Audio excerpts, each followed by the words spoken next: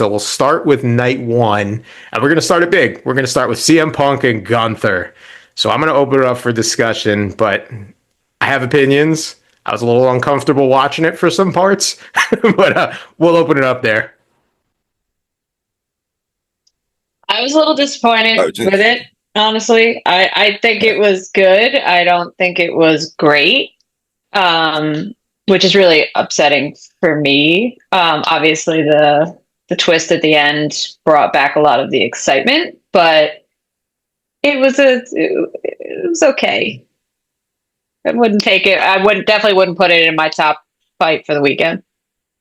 What didn't you like about it? Like, I think it was a little slow. It was a little uneventful. Like I mean, it really. Well, there wasn't too much. There's just a lot of back and forth, and it was slow. I felt most of it was Punk just getting the shit beat out of him. Yeah, it was very one-sided. Maybe that's what I couldn't figure out what I didn't like about it. I think that's what it was. I think it was very one-sided. Me and Joe were comparing it to that. Remember that SummerSlam when Lesnar just destroyed Cena? It wasn't even a match. Yeah, like, that's how it started to look. I mean, granted, Punk got some offense in at the end, and he did win, of course. But for a good chunk of that match, Punk was getting ragdolled. Yeah. He had almost no offense, and I didn't really understand the storyline behind it. No, yeah, agreed. So I know, Charlie, when we were there, we were talking about it a little bit, and we said exactly that about the Brock thing. And I was like, I knew Punk was going to win because he was just getting the shit kicked out of him the whole match. There's no way he could just... they did almost get me at one point at the end after he hit, I think, one of the GTSs or something like that. Gunther got him in a chokehold, and then it looked like he might win. So they did get me. I thought it... Yeah. So... Oh, no, yeah. But I think, you could see what the storyline was. So at first I didn't like it because I thought like it made Punk look bad, even though we won. It made him look weak, and it made Gunther look weak in a way too because he kind of hit his head on the table, started bleeding, and that was it for him. He never saw his blood. But then I can let it settle, kind of like a good meal. You feel a little full at first, you don't feel so well, and then you let it settle and you feel good, right? So I went back and watched it today, and I enjoyed it now. I think the story they were going for was clearly that Rocky Ivan Drago story. He was getting beat up the whole match, and then he starts to come back, he starts to build, he sees his own blood, and then that's it, right? It's also kind of reminiscent to I thought about Chael Sonnen and Anderson Silva, right? You had Chael Sonnen winning the whole match. It looked like a shoo-in, and then all of a sudden it took that one move, and that's what Anderson Silva won. And it took that one move of tripping Gunther on the table, and that turned it for Gunther. Turned it for Punk. So yeah, I after kind of letting it digest, I think I like it a little bit more, but it was a little uncomfortable. I'm not gonna lie.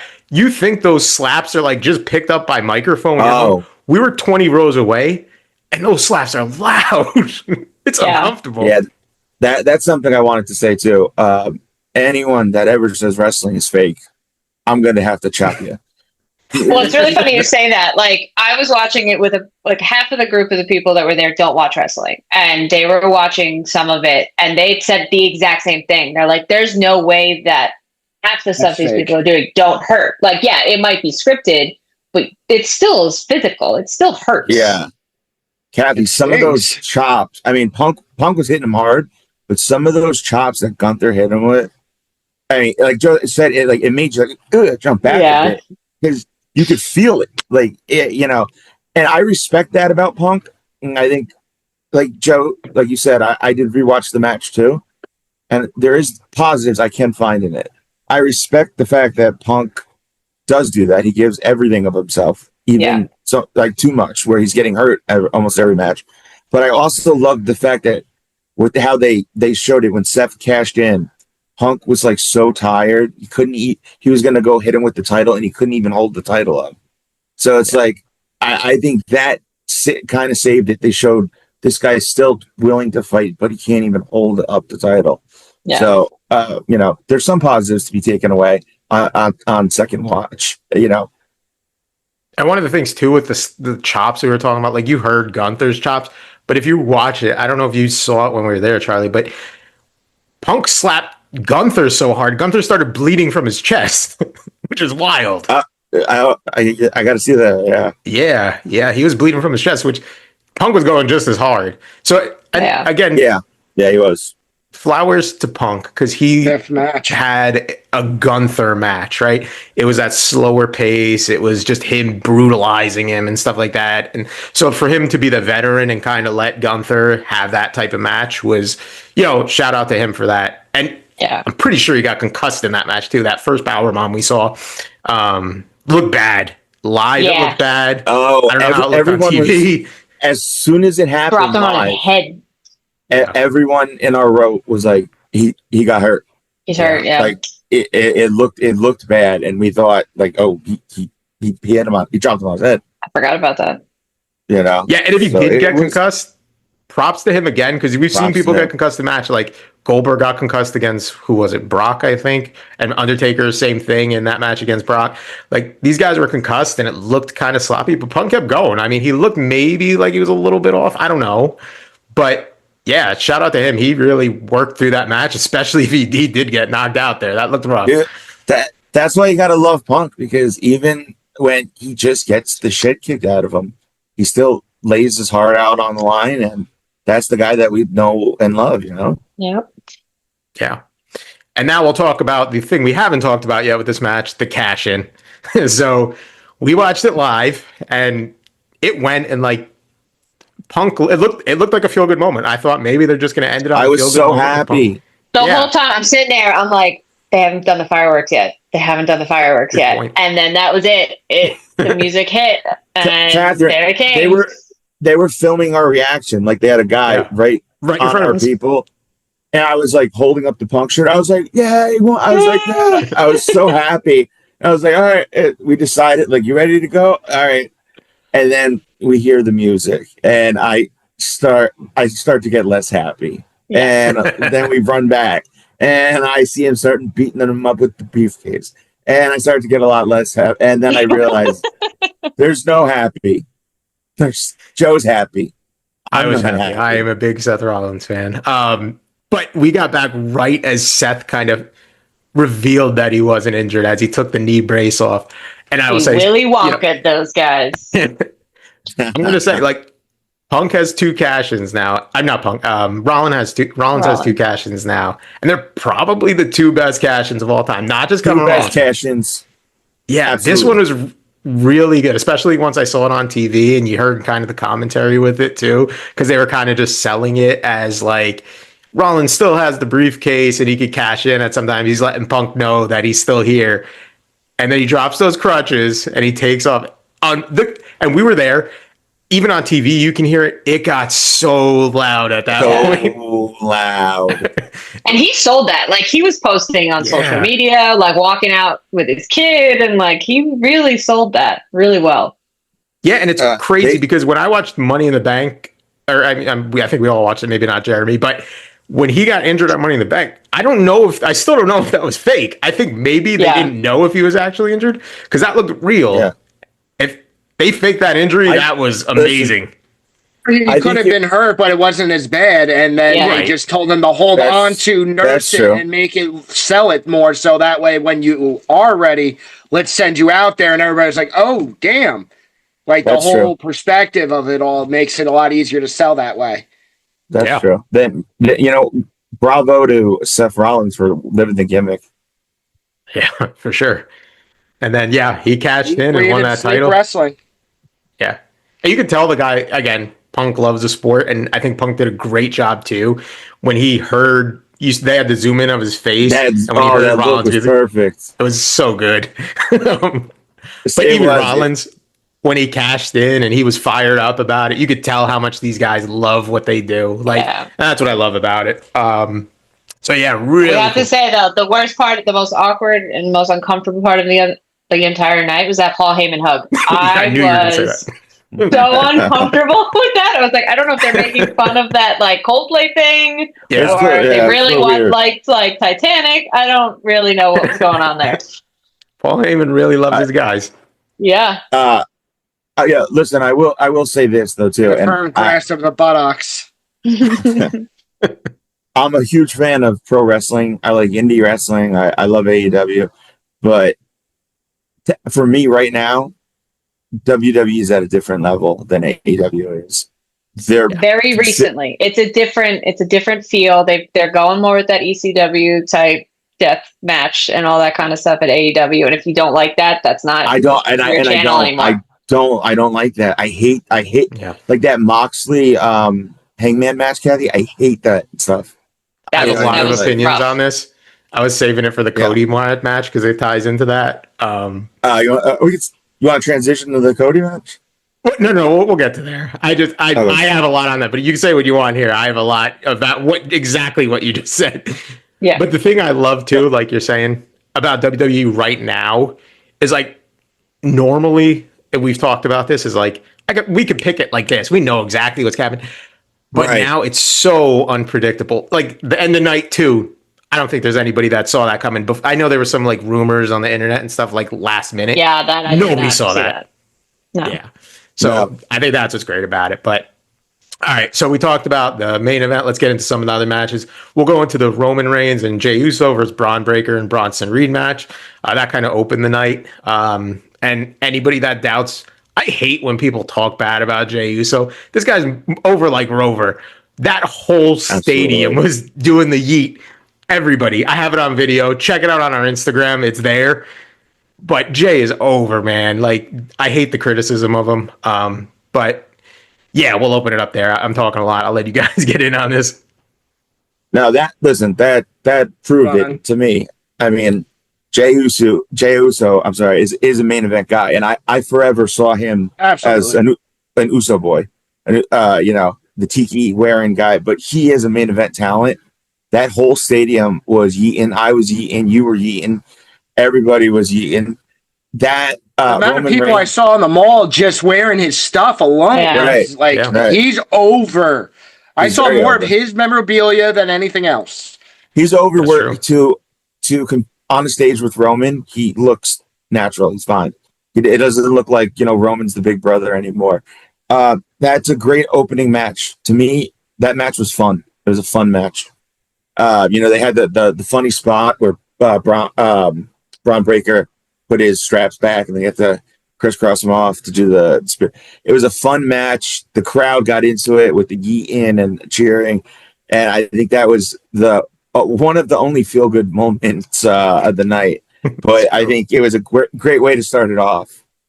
Yeah, and then, like, you had the moments in there too. Like, I think they threw Bronson and Braun out of the ring, and like Jay and Roman were on kind of in the ring. And this was like maybe a couple minutes into the match, and then Jay does a thing, and they start playing his music again. And right. It's like run it back. Yeah, that was cool. And there's some cool spots in there too. I think there was the one moment Jay was diving to tag Roman, and Bronson and Braun were out of the ring. And this is amazing timing on their point, just to get a little more technical. But Braun dives in the ring, catches Jay, takes him down exactly as Bronson pulls Roman off the. That was an amazing time. I mean, maybe I just noticed that, but that was awesome. I mean, even the ending too. Yeah, good. No, I did notice that the work rate was awesome as well. And I was just gonna say that's one of the things that I love about wrestling, because if you go back and look at it, I mean, there's guys in our 30s, 40s. There was guys in their 60s. Yeah. There's guys with their kids. There's black guys, white guys, Hispanic guys, everybody next to each other, and we were all yeeting, high-fiving each other. Yeah. And that's like one of those cool things about wrestling. It brings everybody together. Everybody's having a good time, and you can just have some fun for a couple hours. Would you say that the yeet is similar to Daniel Bryan's yes? Yeah, absolutely. Yeah, that's exactly what I'm getting out of this. Saying like it's just so over, everybody wants to do it, right? But so, everybody that's the next yes. Everybody knew Daniel Bryan. What they wanted him to be, the fans. They knew he was the best wrestler in the world. We didn't know that with Jey Uso. Yeah, you know what I mean. I think that's the difference. And I think that ending was cool too, because again, we're talking a lot about Jey here, but you could feel they wanted to give Jey that moment. You saw Roman. Roman pushed Jay out of the way and took the spear from Braun, and then Jay goes in and gets the win. So that was cool to see, kind of still giving him his props, because I think if you watched Unreal, maybe we'll do a deep dive on Unreal next week, but if you watch that, there were doubts getting close to WrestleMania about Jay, about could he be that guy. Right. So, it was cool to see him get that moment. So that was the first match tonight. We will jump into another one. We're going to go a little out of order here. We'll go to another tag team match. So we got Randy Orton and Jelly Roll versus Drew McIntyre and Logan Paul. I know Charlie and I were sitting there. We didn't have high expectations. Get that was almost going to be like kind of a bathroom break match. But I'm going to say I was impressed. They turned me. So I have to say, we watched it. Like I said, I watched it with people that didn't watch wrestling, so they didn't really understand what was going on. And when Logan Paul jumped out of the sky and landed on Jelly Roll, everybody just stopped talking, because I honestly do think he got hurt a little bit. I think he was out of the ring a little bit longer than he probably was supposed to be. Who? Jelly Roll? Jelly Roll, yeah. As soon as that happened, people were saying he broke a rib.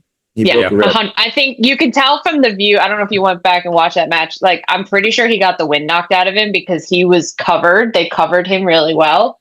And it definitely felt like he was out of it a lot longer than he should have been. He had a couple he did put some work in. He did have a couple moves. And that was always the discussion of, like, everybody hates Logan Paul as a person, but, like, he can wrestle and he can help people like Jelly Roll really, like, sell a story like that. And that unfortunately is pretty good for him. Listen, I wasn't. Oh, go ahead, Jeremy. Is Jelly Roll on Ozempic? He lost 200 pounds or something like that, he said. I don't know how, but he lost 200. He probably has a personal chef and a personal trainer. He started that a couple of years ago. He started like taking it real serious, and that's what I'll give him credit, because you see. I didn't realize how thin he got. Yeah, he got really thin. You see guys get blown up after 5 minutes today, and this guy is his first time doing it. But back to Logan Paul for a second. I hate him even more now because he's so damn good. Good, I know. He got so high when he splashed those bottles of Prime, and I'm like, I hate him. I hate him because he reminds me of 97 HBK, and that's my dude. That's who I want it to be. Yeah. Stop it, you sandy looking motherfucker. Stop it. I felt like McIntyre was just there. Like, he didn't have any purpose whatsoever. And Randy Orton had a couple moments, but that was the only thing anybody will remember from that match was that frog jump. Absolutely. Yeah, and we were close. And we saw, I can't believe how high Logan Paul got. He was flying. And you're right. I think Jelly Roll got hurt. This kid's is why not everyone's a wrestler. Because he took a frog splash from about 20 feet in the air. That hurts. And no matter how much cramping you can do, that still hurts. Yeah. He can pull up as much as he wants. That's still somebody landed on you. Yeah. That's 225 pounds probably. Easily. Yeah. I mean, he's one hell of an athlete. And Jelly Roll, I give him credit for gritting it through, but that's what he did. He gritted it through. Logan Paul, that's the athleticism. I mean, this guy, I could see him being a world champion. That's why, for sure, if somewhere in cyberspace, Sandy, you're listening, that was a compliment, not a diss. Go watch the wrestling again. Charlie, you got to just sit Jelly Roll down and say, watch this Vince McMahon walk down to the ring. He blew his quads. No sell it. You got to no sell it. Good call out. And I will say we're going to get into our next match, but I will say that was one of two big shocks of the night. And I think one of two matches where we didn't all pick the same person. So Kathy. Well, I was just going to say, I was the only one that picked Jelly Roll and Orton to lose. But I honestly, because I know you guys said there's no way he's not going to have a feel good moment. I honestly think they could do more with this storyline than they can, because they sold it as this, I got to get back in there for my guy. Like, I got to go help him. And then there's going to be like a revenge story that I think I would enjoy more than the happy ending that carries on. I agree. Way to Now go, after watching Psychic it, I Joe. agree. All right. You should know that's coming. What? WWE is unpredictable now. That's what I said. I would have never guessed that. Never. All right, we'll get into the women's championship match. This was kind of the other shocker, I guess, of the night, which was Tiffany Stratton versus Jade Cargill. Yeah, I was positive Jade Cargill was walking out of there with the title. Didn't happen. Tiffany Stratton retained. So I'll give my little quick take on it. I think maybe this leads to a Jade Cargill heel turn. They got to do something. Like, what was the point of making her look as strong as she did? Again, we've talked about this before. She's still pretty green, but they made her look like this unbeatable force, and she should be. She looks, again, your prototype of what you want a women wrestler to be. That's it. Yeah. She needs to get a little better in the ring and promos and stuff like that. But I was going to say, they're very athletic on two different ends. Like, my one friend was like, I really like Tiffy time. I was like, yeah, you just got to listen to her talk. We're not going to, her whole promo thing now is really annoying, but they are athletic on two completely different ends. The gymnast versus the bodybuilder. Like, it just didn't click very well. Charlie looks like he's geared up for something. Well, no, I'm putting on my shades for this match to hide the fact that I fell asleep while watching it. Was your nap time? This match blew. Yeah, no, it was awful. Jade should have won. She had a great entrance. Tiffy is a better wrestler. Jade's green. Yeah, we get that, but it was set up. It was awkward. They botched a bunch of moves. There was no heat whatsoever from the crowd. The crowd was dead. I think they wanted Jade to win. This match was a stinker. Yeah. People are over Tiffy time now that she's a face now, isn't she? It's a good question. I don't really know what she is. Like, whatever she has changed into, like they really liked her as a heel. Everybody I've spoken to liked her more as a heel, and now that she's changed her character, everybody's over it. Yeah, agreed. She was not getting a big reaction. Yeah, but I think they made the right move, right? I don't think Jade could have held that title and carried it. She's not ready for a world title. No. Yeah. So they got to keep pushing it. Yep. Tiffany Stratton retains, so we'll see where that goes next. And then we have the women's tag team championship match. So Raquel Rodriguez and Roxanne Perez versus Charlotte Flair and Alexa Bliss. I think we all had the same thing on this too. Charlotte Flair and Alexa Bliss. But this was one. Mm-hmm. This was a fun one. A little bit better. They actually had me, I think, the moment when Alexa Bliss knocked out Charlotte. I thought Roxanne and Raquel could have won there. I thought that they might have gone a different direction. But this was a little more fun. I thought this match was, better and the right team won. Yeah. I like that whole thing they're doing with this like unlikely friendship, whatever thing, but they wrestle well together. Yeah. All right. Let me the shades for this one. I apologize. Charlotte Flair is not attractive. I owe everyone an apology when I defended. Is this your Drew Barrymore revelation? No, but I was compared to the other women in the ring. I don't know what the hell I was thinking. But no, it was a fun match. I like her and I like Bliss together right now. It's fun for them. They're not doing anything else. I think Charlotte's happy doing this, and at this point, they want to keep her happy. So they try to sell it a little too hard because, like, that whole thing where they just like randomly choke each other, or they randomly it's weird. It's uncomfortable. I don't get it, but I guess I get it. I don't know. At one point, Charlotte Flair grabbed Alexa Bliss by the neck, and I was like, all right, yeah, that's interesting. I think that's how she probably is in real life, honestly. Yeah. That's very true. I will say, though, this is a cool example of how stories really build everything, right? Because, like, you go back a few months to WrestleMania and everybody hated Charlotte, right? With that whole thing with Tiffany.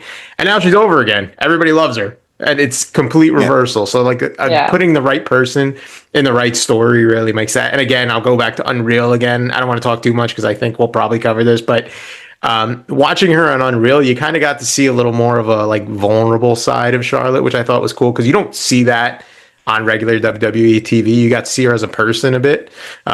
She even talked about with CM Punk about shit in her pants, so there was that too. But she peed her pants. I thought Peter Pan. He shit his pants. She peed her pants. Yeah. Oh yeah, I know. All the guys admit that they shit their pants. Yeah. But I mean, again, I digress. Really cool to see that side too. So to see her as a human and not just that Flair protege. Jeremy shit his pants going to work once.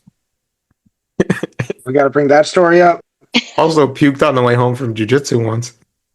That's right. Oh, you remember that? Yes. Remember that? Because you know why? I train hard. He wouldn't tap. He wouldn't tap. So I kept on choking him. I don't want to bring up sore spots between you guys, so I'll just leave it at that. Wait, didn't I try to break your finger? I am stubborn. Yes, I'm stubborn. What do you want? I tried breaking his finger and he wouldn't tap. Jeremy. All right. Real quick. Jeremy almost went to sleep before you let Charlie tap him out. He would not let him. It just wouldn't. I was like, Jeremy, it's practice. Yeah. Never die. All right, let's go into our last match of the night. Sami Zayn versus Karrion Kross. This was another one. And we were talking about this a little beforehand, but Karrion Kross loses. Sami Zayn gets the win. I think I'll give my quick piece on it. I think this still leads to something big for Karrion Kross. They're saying he hasn't signed the contract. He just lost 2 to Sami Zayn. He does like this frustrated thing on social media and stuff like that. I think it's a work. I think they're going to build him to something huge. I think they're going to change his character a little bit. He's over with the fans. It's clear. There's no way Triple H and all those guys don't notice this. So they're definitely building something for him. They don't want Sammy to look weak, so they gave Sammy the little win, and they're going to build something for Cross. That's my guess. But what do you guys think? I don't think they're that ignorant. I think they're setting up Sammy to win the Rumble and then go on to Mania, honestly. Right. And also with Cross, if I owned my promotion, Joe would be on the short list of guys I would hire for Booker. So I asked him, what do you think? Do you think this is a work or not? Because the crowd is chanting his name. He's over. His entrance, again, how cool was that entrance? Yeah. He's tweeting about it, and there's no way, being as corporate as they are right now, that they would give him that long of enough leash to say all this stuff. They would just be done with him. Yeah, he would be silent if there was not something coming. Right. There's too much, and if they listen to the groundswell, and now that Triple H maybe has more control of the ship, I think this does lead to something big for Karrion too. So I'm optimistic. Same. And there was one moment in the match, just a crowd reaction here, when Scarlett was giving Sammy the pipe to hit Karrion Kross. I don't think people understood it because the kid next to me was screaming, "She's for the streets." She thought she was kind of trying to align with Sami Zayn when really it was just trying to make him turn heel and kind of side with Karrion. I think they were thinking Scarlett was trying to get with Sammy. That was not the case for anybody that might have been confused. What? Who thought that? The gentleman next to me, good dude. He was fun during the show, but yeah, he thought that he was screaming, "She's for the streets." She's from the streets.